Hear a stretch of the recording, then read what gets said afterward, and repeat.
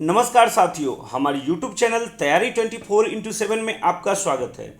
आज का जो वीडियो है वो बायोलॉजी का ही वीडियो है और इस वीडियो में आप मानव शरीर व क्रिया विज्ञान से संबंधित 25 क्वेश्चन को देखेंगे और 25 के 25 क्वेश्चन जो है ना वो बहुत महत्वपूर्ण है। इसका पार्ट 1 में जो है ना वो डाल चुका हूँ और उसको ज़रूर आप एक बार देख लीजिएगा। तो आज के यह जो वीडियो है ना, यह वीडियो आपका खास करके बीपीएससी का एईडीओ का एग्ज़ाम जो होने वाला है उसके लिए यह बहुत महत्वपूर्ण है। तो वीडियो के अंत तक जरूर बने रहिएगा। वीडियो पसंद आए तो हमारे चैनल को सब्सक्राइब कीजिएगा, साथ ही साथ इस वीडियो को लाइक भी कीजिएगा और दोस्तों में लिंक को जरूर शेयर कीजिएगा।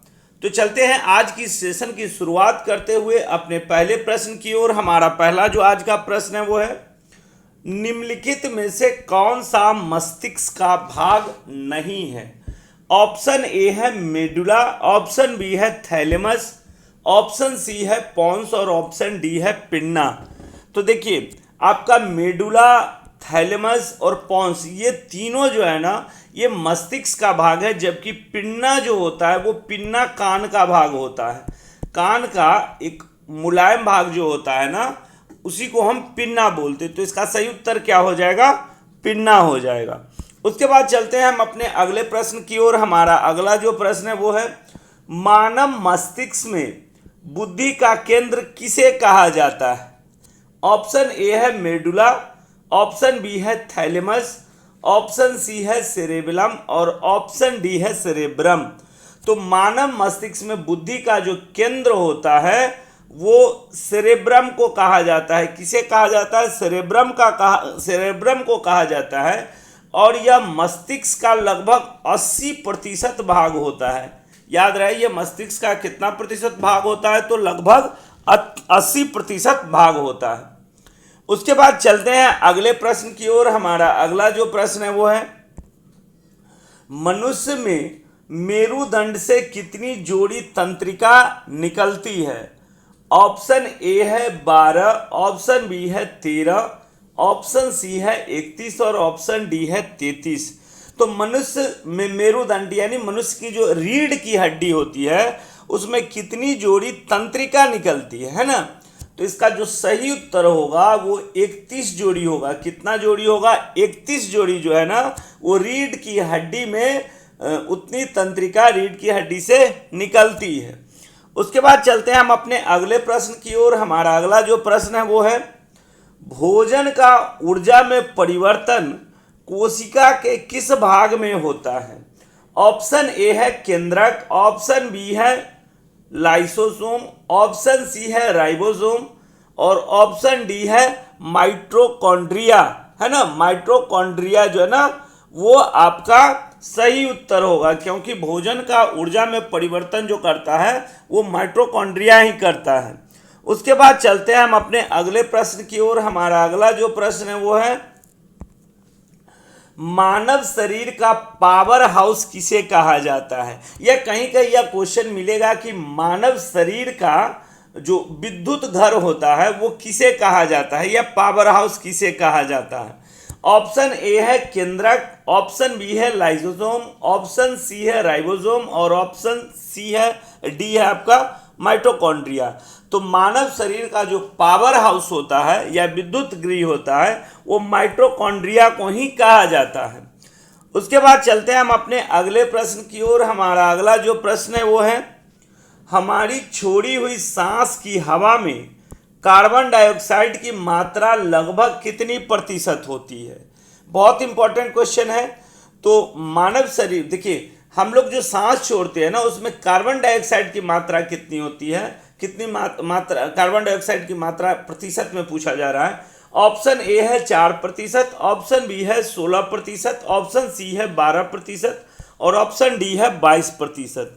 तो हमारी छोड़ी गई सांस में कार्बन डाइऑक्साइड की जो मात्रा होती है वो 4.4% होती है। यहाँ आपका लगभग में पूछा गया है तो सही उत्तर क्या हो जाएगा? 4% हो जाएगा, है ना। ध्यान में रखना है 4.4% जो होता है वो लगभग हम लोग सांस के माध्यम से कार्बन डाइऑक्साइड को छोड़ते हैं।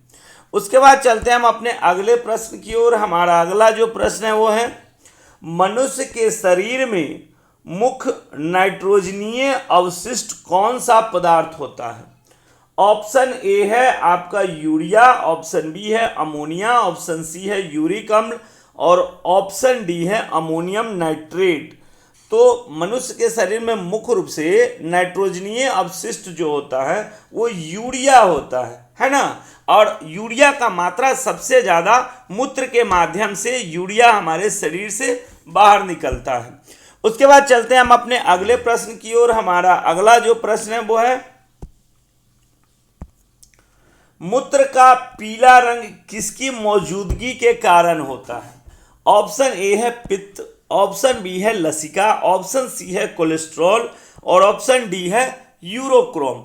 तो देखिए, मूत्र का जो पीला रंग होता है वो समझिए तो आपका यूरोक्रोम के मौजूदगी के कारण होता है। और यह आपने देखा होगा खास करके कि खून का जो अंश होता है वो जब टूट टूट के बाहर मूत्र के माध्यम से निकलता है तो उस समय भी आपका उसका रंग बदल जाता है। जनरली मूत्र का पीला रंग किसकी मौजूदगी के कारण होता है? तो यूरोक्रोम के कारण होता है। उसके बाद चलते हैं अगले प्रश्न की ओर। हमारा अगला जो प्रश्न है वो है, कृत्रिम गुर्दा निम्नलिखित में से किस सिद्धांत पर कार्य करता है? ऑप्शन ए है परासरण, ऑप्शन बी है विसरण, ऑप्शन सी है डायलिसिस और ऑप्शन डी है सक्रिय परिवहन।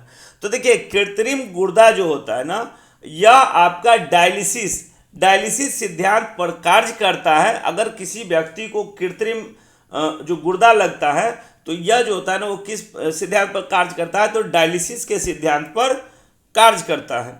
उसके बाद चलते हैं हम अपने अगले प्रश्न की ओर। हमारा अगला जो प्रश्न है वो है, गर्भाशय में विकसित हो रहे भ्रूण को किस संरचना द्वारा पोषण मिलता है? ऑप्शन ए है फिलिपियन ट्यूब, ऑप्शन बी है गर्भाशय, ऑप्शन सी है प्लेसेंटा और ऑप्शन डी है अमाशय। तो देखिए, गर्भाशय में जो विकसित हो रहे बच्चा यानी भ्रूण का जो संरचना होता है उसके हिसाब से उसको पोषण मिलता है। तो ये होता है आपका प्लेसेंटा के कारण। किसके कारण होता है? प्लेसेंटा के कारण आपको क्या होता है कि भ्रूण में जो बच्चे पल रहे होते हैं उनको पोषण आहार प्लेसेंटा के कारण मिलता है। उसके बाद चलते हैं हम अपने अगले प्रश्न की ओर। हमारा अगला प्रश्न है, बच्चों का लिंग निर्धारण किससे होता है? ऑप्शन ए है पिता के रक्त समूह से, ऑप्शन बी है मां के रक्त समूह से और ऑप्शन सी है माता पिता के आरएच कारक से और ऑप्शन डी है गुणसूत्र से। अब देखिए, यहाँ जो पूछा गया है कि लिंग निर्धारण किसके द्वारा होता है, तो ये गुणसूत्र के द्वारा होता है। आपको ध्यान होगा कि मानव शरीर में कुल 23 जोड़ा गुणसूत्र पाए जाते हैं, जिसमें से 22 जोड़ा जो होता है वो समान होता है और एक जोड़ा जो होता है ना, जैसे आपका देखिएगा फीमेल में एक्स गुणसूत्र और मेल में जो होता है ना वो XY होता है। यही गुणसूत्र के कारण क्या होता है? बच्चों का लिंग निर्धारण होता है। और यह फुल्ली डिपेंड महिला पे नहीं होता है, यानी महिला जो बच्चों का लिंग निर्धारण में उसका कोई रोल नहीं होता, ये सारा होता है पुरुष का रोल होता है ना, पुरुष का रोल होता है। ठीक है, तो गुणसूत्र के कारण जो होता है वो बच्चे का लिंग निर्धारण होता है। उसके बाद चलते हैं हम अपने अगले प्रश्न की ओर। हमारा अगला जो प्रश्न है, मानव शरीर की किस ग्रंथि को मास्टर ग्रंथि कहते हैं? ऑप्शन ए है अग्नाशय, ऑप्शन बी है अवटु और ऑप्शन सी है पीयूष और ऑप्शन डी है प्लीहा। तो मास्टर ग्रंथि का जो मानव शरीर में जो मास्टर ग्रंथि कहा जाता है वो पीयूष ग्रंथि को कहा जाता है। किसको कहा जाता है? पीयूष ग्रंथि को कहा जाता है। उसके बाद चलते हैं अगले प्रश्न की ओर। हमारा अगला जो प्रश्न है, मनुष्य के शरीर की सबसे छोटी ग्रंथि कौन सी होती है? याद रहे, मनुष्य के शरीर की सबसे छोटी ग्रंथि कौन सी होती है? ऑप्शन ए ये है यकृत, ऑप्शन बी है थायराइड, ऑप्शन सी है पिट्यूटरी ग्रंथि और ऑप्शन डी है लार ग्रंथि। तो मानव शरीर की सबसे छोटी ग्रंथि होती है पिट्यूटरी ग्रंथि, मानव शरीर की सबसे छोटी ग्रंथि है। देखिए, यह जो अभी तक मैं 13 क्वेश्चन लेके आया हूँ, यह 13 के 13 क्वेश्चन, 13 क्या 25 क्वेश्चन इसमें मिलेंगे, सारे के सारे इंपॉर्टेंट क्वेश्चन है। तो रिक्वेस्ट है कि आप वीडियो के अंत तक बने रहिएगा, यकीनन मैं कहता हूं आपके लिए बहुत बेनिफिट होने वाला है। उसके बाद चलते हैं हम अपने अगले प्रश्न की ओर। हमारा अगला जो प्रश्न है वो है, ऑक्सीटोसिन हार्मोन स्रावित करने वाली ग्रंथि कौन सी होती है? ऑक्सीटोसिन जो है ना, ऑक्सीटोसिन हार्मोन स्रावित करने वाली ग्रंथि कौन सी होती है? ऑप्शन ए है यकृत, ऑप्शन बी है थायराइड, ऑप्शन सी है पिट्यूटरी ग्रंथि और ऑप्शन डी है लार ग्रंथि। तो ऑक्सीटोसिन हार्मोन जो होता है ना, वो पिट्यूटरी ग्रंथि के कारण ही, है ना, यानी पीयूष ग्रंथि के कारण ही यह स्रावित होता है। ठीक है, उसके बाद चलते हैं हम अपने अगले प्रश्न की ओर। हमारा अगला प्रश्न जो है, हाँ एक चीज और इसमें ध्यान रखिएगा, ये जो आपका है ना ऑक्सीटोसिन जो है ना, ऑक्सीटोसिन जो होता है, सॉरी कहाँ चला गया, ऑक्सीटोसिन जो होता है ना, ये आपका महिला जो दुग्ध पान कराती है उसमें भी इसका बहुत बड़ा योगदान होता है। उसके बाद चलते हैं हम अपने अगले प्रश्न की ओर। हमारा अगला प्रश्न है, निम्नलिखित में से कौन सी ग्रंथि वृद्धावस्था में लुप्त हो जाती है? ठीक है, जैसे जैसे आदमी का उम्र बीतते जाता है तो कौन सी ऐसी ग्रंथि है जिसकी जो है ना मानव शरीर से लुप्त होती जाती है? ऑप्शन ए है थायराइड ग्रंथि, ऑप्शन बी है पैराथायराइड, ऑप्शन सी है पिट्यूटरी ग्रंथि और ऑप्शन डी है थाइमस ग्रंथि। तो जैसे जैसे वृद्धावस्था होता है मनुष्य के शरीर से थाइमस ग्रंथि जो है ना वो क्या होता है, लुप्त होते हुए चली जाती है। उसके बाद चलते हैं हम अपने अगले प्रश्न की ओर। हमारा अगला जो प्रश्न है वो है, निम्नलिखित में से मादा जनन हार्मोन कौन सा होता है? यानी इसमें से कौन से ऐसे हार्मोन जो हैं वो फीमेल में होते हैं? ऑप्शन ए है एस्ट्रोजन, ऑप्शन बी है प्रोजेस्टेरॉन, ऑप्शन सी है रिलैक्सिन और ऑप्शन डी है उपयुक्त सभी। तो इनमें से जो तीनों हार्मोन है यानी एस्ट्रोजन, प्रोजेस्टेरॉन और रिलैक्सिन जो होता है, ये सारे हार्मोन जो है ये महिला में पाए जाते हैं, यानी इसका सही उत्तर क्या हो जाएगा, उपयुक्त सभी होगा। उसके बाद चलते हैं हम अपने अगले प्रश्न की ओर। हमारा अगला प्रश्न है, मोटर कार से उत्पन्न कौन सा प्रदूषक जो मानसिक रोग पैदा करता है? ऑप्शन ए है NO2, ऑप्शन बी है SO2, ऑप्शन सी है PV और ऑप्शन डी है HG। तो देखिए मोटर कार से जो उत्पन्न प्रदूषक होते हैं वो मानसिक रोग जो पैदा करते हैं वो PV होते हैं, यानी शीशा, है ना, शीशा लेड जो होता है ना, शीशा जो होता है, याद रहे शीशा यह जो ना ऐसा प्रदूषक है जो मानसिक रोग पैदा करता है। उसके बाद चलते हैं हम अपने अगले प्रश्न की ओर। हमारा अगला जो प्रश्न है वो है, निम्नलिखित में से कौन मुख्य वायु प्रदूषक के रूप में जाना जाता है? ऑप्शन ए है CO, ऑप्शन बी है CO2, ऑप्शन सी है N2 और ऑप्शन डी है SO2। तो देखिए वायु प्रदूषक के रूप में जो है ना वो CO यानी कार्बन मोनोऑक्साइड जो है ना, यह जो है ये वायु प्रदूषक के मुख्य रूप से जाना जाता है। और यह जब हम सांस लेते हैं तो सांस लेने के साथ क्या होता है कि ये हमारे ये जो विषैले गैस जो है ना CO कार्बन मोनोऑक्साइड, ये हमारे रक्त में मिल जाते हैं, है ना। उसके बाद चलते हैं हम अपने अगले प्रश्न की ओर। हमारा अगला जो प्रश्न है वो है, निम्नलिखित में से कौन सा हार्मोन लरो उरो हार्मोन कहलाता है?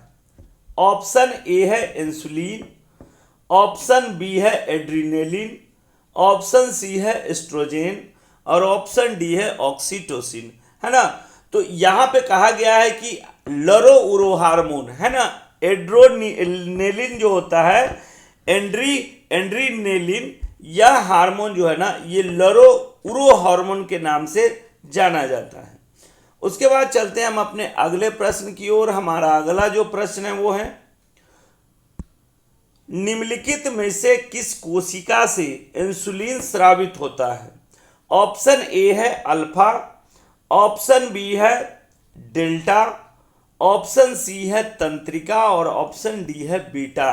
तो देखिए बीटा जो है ना, बीटा किस कोशिका से, तो बीटा कोशिका जो खास करके अग्नाशय में पाए जाते हैं बीटा कोशिका के कारण ही इंसुलिन का स्रावित होता है ना। तो इसका सही उत्तर क्या हो जाएगा, बीटा कोशिका। और यह पाया कहाँ जाता है, तो अग्नाशय में, मानव के अग्नाशय में यह पाया जाता है जहां से इंसुलिन का स्रावित होता है।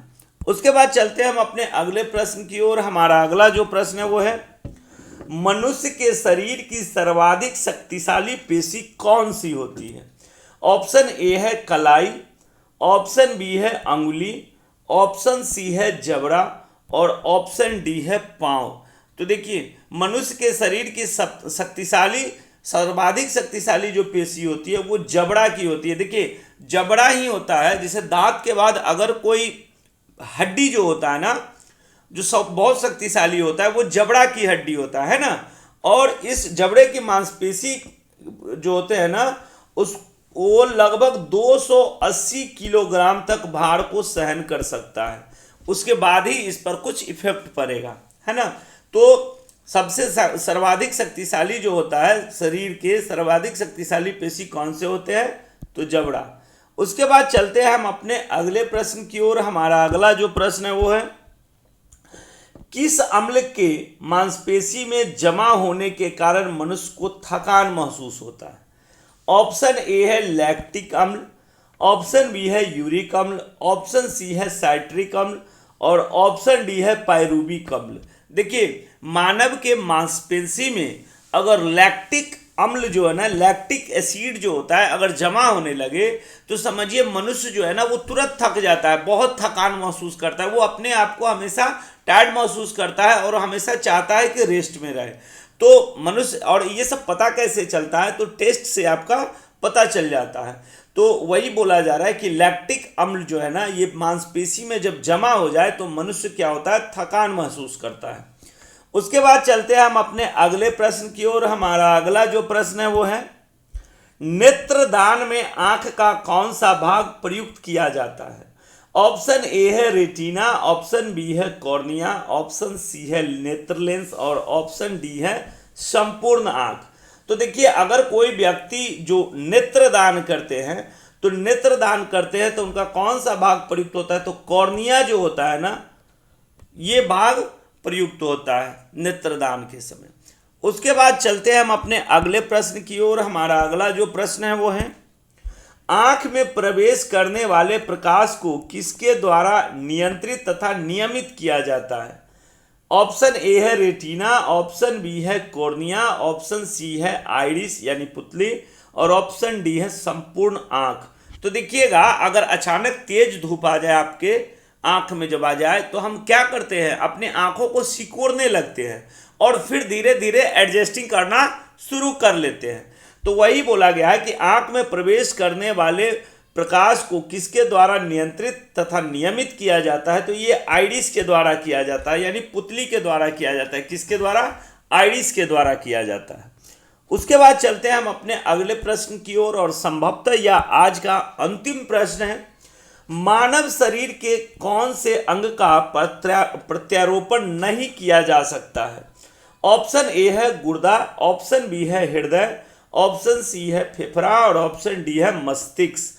तो देखिए, मानव शरीर का जो मस्तिष्क होता है ना, इस अंग का प्रत्यारोपण नहीं किया जा सकता। नहीं, अगर ऐसा संभव होता तो हर कोई देश क्या करता है कि अपने देश के जो साइंटिस्ट हैं उनका मस्तिष्क का क्या करता, दूसरे व्यक्ति में प्रत्यारोपण कर लेता, और वो ब्रेन तो कभी मरता ही नहीं, है ना। तो मानव शरीर का कौन सा अंग होता है, मस्तिष्क होता है, जिसका प्रत्यारोपण नहीं किया जा सकता। ये था हमारा आज का 25 क्वेश्चन।